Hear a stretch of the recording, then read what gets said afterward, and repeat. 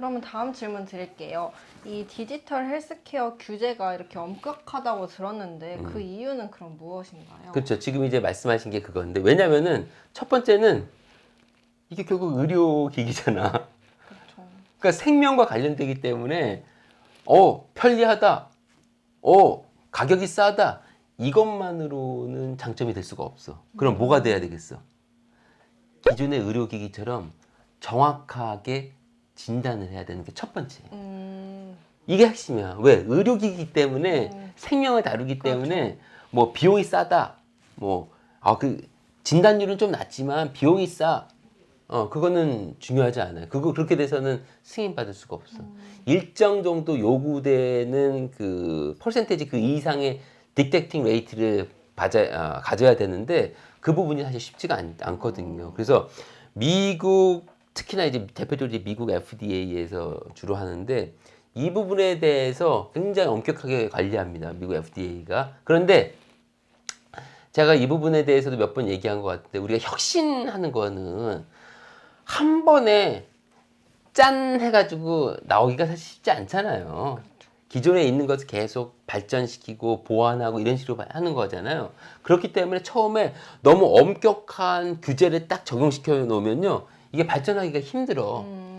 그 대표적인 예가 뭐 꼭 이 의료 쪽은 아니지만 제가 OTT 얘기를 하면서 유튜브에 먹방도 있고 술방도 있고 이런데 이거 뭐 문제 있는 거 아닙니까? 많이 얘기를 하잖아요. 네. 그러면 자연스럽게 이거 규제해야 되는 거 아닙니까? 얘기도 하고. 근데 저는 그 규제를 좀 반대한다고 얘기를 했거든요.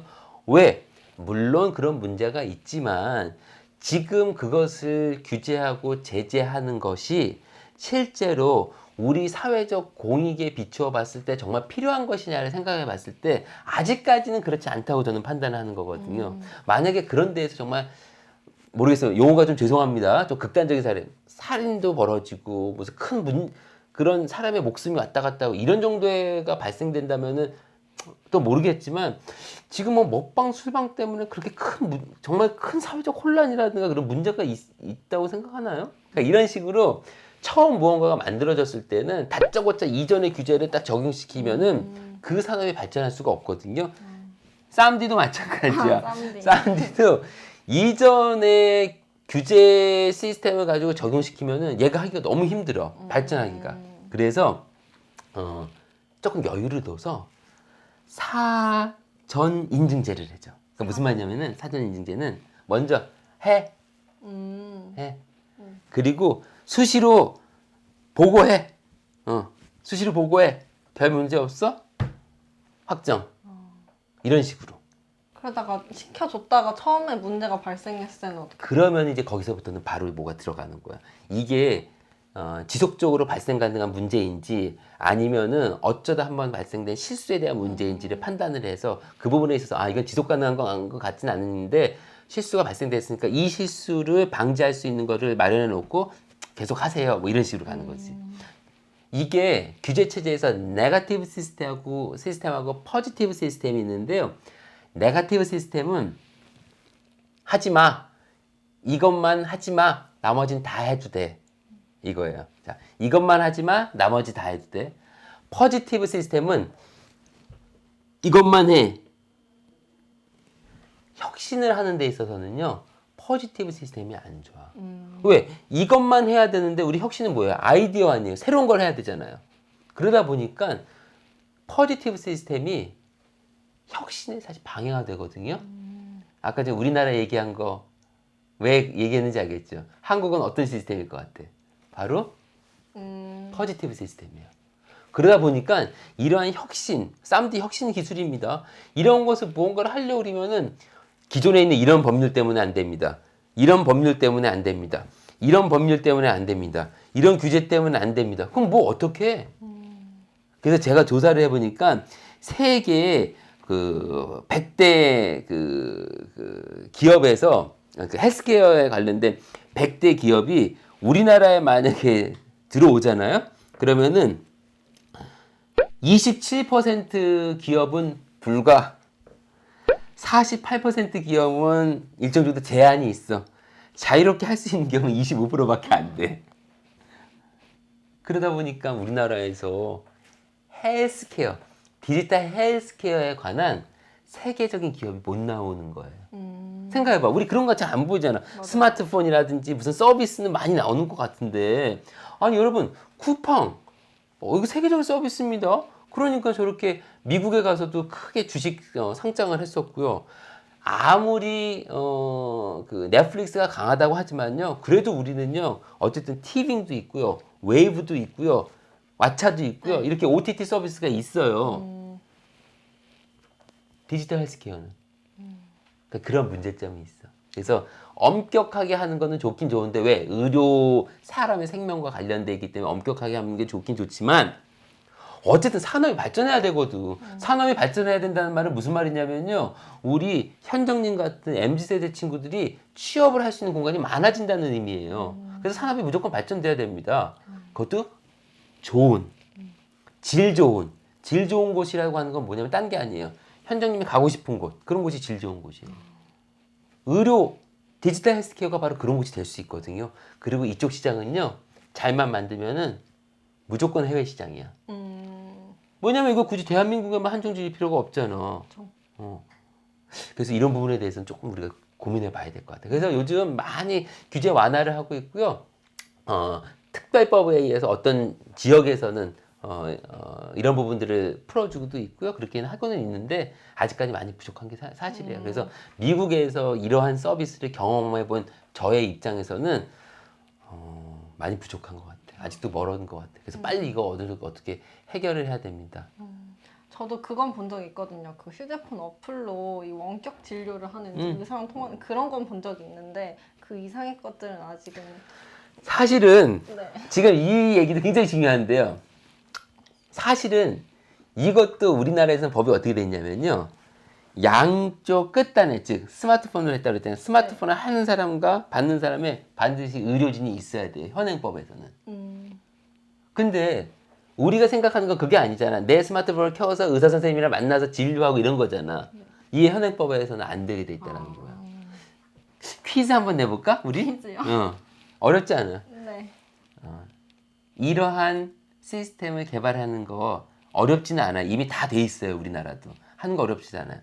그럼 규제, 법률 때문에 못 하는 거거든요. 누가 제일 반대할 것 같아요? 이거 당장이라도 할 수 있어. 근데 어느 단체가 반대를 해서 못 하고 있어. 그래서 의료협회에서 제일 반대를 하고 있어요. 이 부분은 어떻게든 해결해야 됩니다. 이게 사회적 사회적인 이익에 더 합치한다고 저는 생각을 해요. 네, 그럼 마지막 질문 드리겠습니다. 이 디지털 헬스케어가 점차 보편화가 된다면 이것이 우리 사회에 전반적으로 어떤 영향을 줄 수 있을지도 궁금합니다.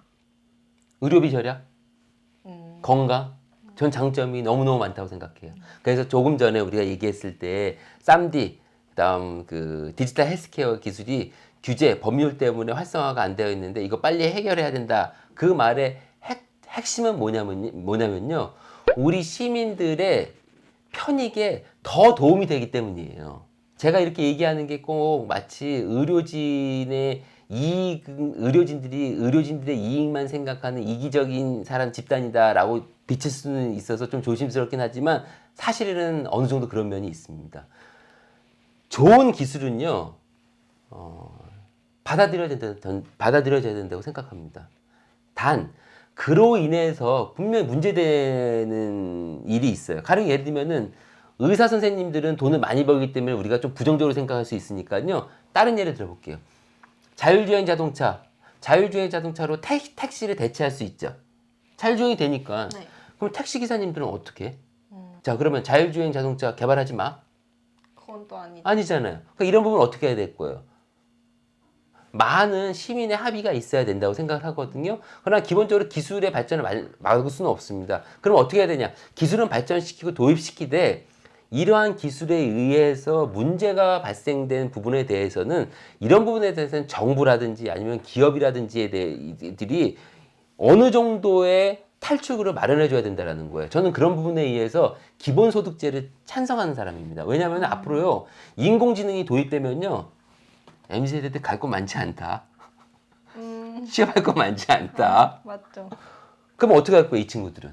그러니까 기본소득제라고 하는 어떤 복지 시스템의 마련이 정말 기본적인 소득은 부여해서 기본적인 생활을 할 수 있게끔 만들어 놓고 그리고 무언가를 뭐 재교육을 시키던 아니면 다른 쪽으로 가게끔 만들어 놔야 되는데 이런 거 없이 아니 자율주행자동차 해야죠 라고 얘기할 수는 없다라는 겁니다.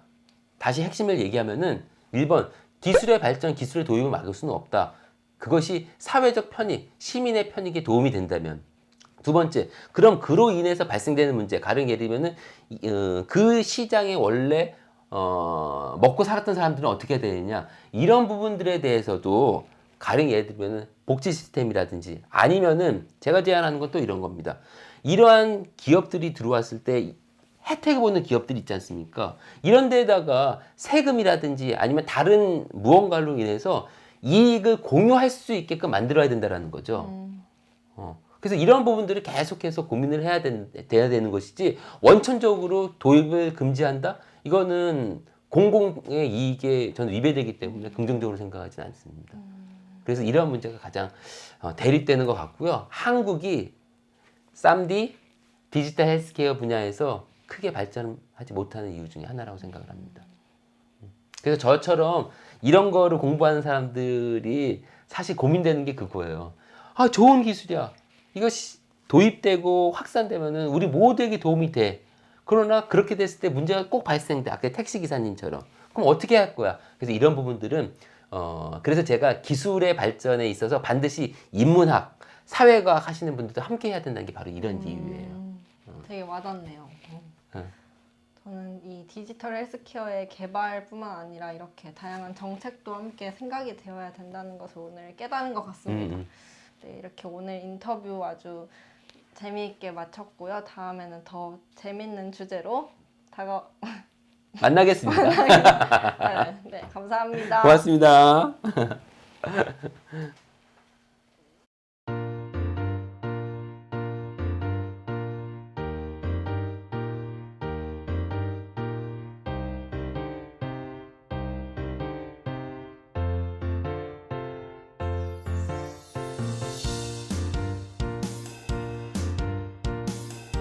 영상이 유익하셨다면 구독, 좋아요, 댓글과 알림 설정까지 부탁해요.